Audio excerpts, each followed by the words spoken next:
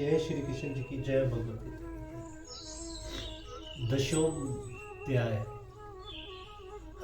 अध्याय का नाम। इस अध्याय में प्रधान रूप से भगवान की विभूतियों का ही वर्णन है, इसलिए इस अध्याय का नाम विभूति योग रखा गया है।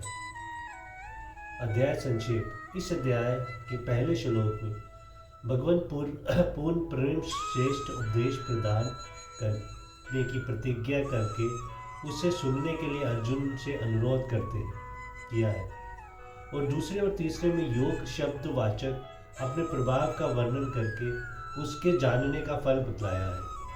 चौथे से छठे तक विभूतियों का संक्षेप में वर्णन करके सातवें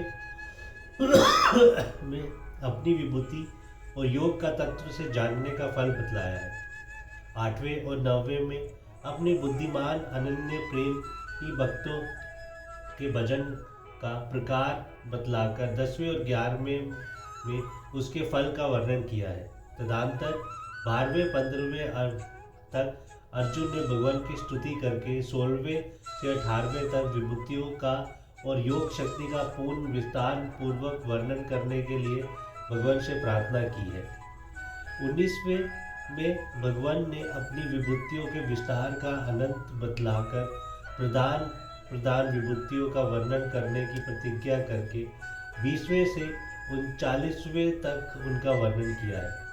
40वें में अपनी दिव्य विभूतियों के विस्तार को अनंत बतलाकर इस प्रकार की समाप्ति की है कि तदंतर 41वें और 42वें श्लोक में योग शब्दवाचक अपने प्रभाव का वर्णन करके अध्याय का उपसंहार किया है।